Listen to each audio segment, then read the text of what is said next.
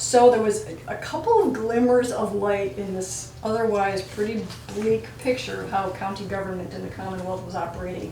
And two of the brightest, the shining stars, were Barnstable County and Dukes County. Do you know how our local county government works?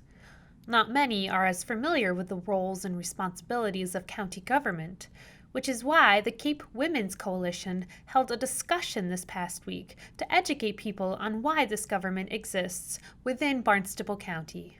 Lots of people don't understand what the county does, and it's really very important. And it has two parts to the government. It has the county commission and then the assembly of delegates. And they do wonderful things and lots of things for the towns that many of the towns can't do for themselves. So Cape Cod government was created by the legislature in 1988 and charged with the mission of protecting basically Cape Cod's quality of life. So it's about $30 million invested in making sure that water's clean, ponds are clean, we detect algae and measure its a threat to the environment on a regular basis. We do your aquaculture. All the aquaculture seedling begins with the county's grant programs. And we're really there for a multitude of reasons that are defined mostly by the fact that if we weren't there, they probably would not exist. The Regional Fire Training Academy, the Regional Police Academy, the Regional Lab, which does all this testing. The towns couldn't afford to do this on their own, so we were created to make that happen. Some of the issues the county government is facing include environmental factors. We're dealing with a chemical called, it's a perfluorinated compound called PFOS and PFOA. It's ubiquitous in our environment. What the companies never told Cape Codders and anybody else that use this product is, guess what? It doesn't break down. That's why it works in suppressing fires. And when we have a high groundwater system, and that's the water we drink, by the way, that flows to our wells in sandy soil, we have to be omnipresent in our fight to make sure that these wells are protected. Public safety is always an issue the county has to deal with. We also we run the emergency management systems for Cape Cod.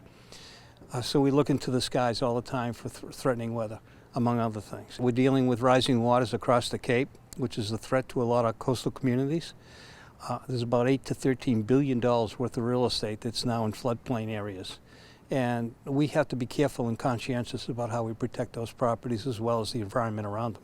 A lack of women in local, regional, and statewide public office positions is also an important issue that county government faces. There's always been a lack of representation for women in local government and state government and federal government. And I think it's important because often women have a slightly different point of view that's very important to be taken into account when things are being decided. To have that someone there or a couple of people there, a critical mass of women there to make those points and to talk about how the budget affects women, how creation of affordable housing helps women, all those kinds of things, or hurts women. The people in government need to know that. There are many ways to get involved in county government. I'm sad to say that I hear all the time there are boards and commissions across the Cape and the local communities that aren't filled because they can't get volunteers.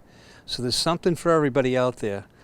Just get involved. It might be conservation, it might be natural resources, it might be community audits. But get involved. Visit CapeWomen'sCoalition.com to learn more about the organization's future roundtable discussions. In Hyannis, for Cape Media News, I'm Emily Tullock.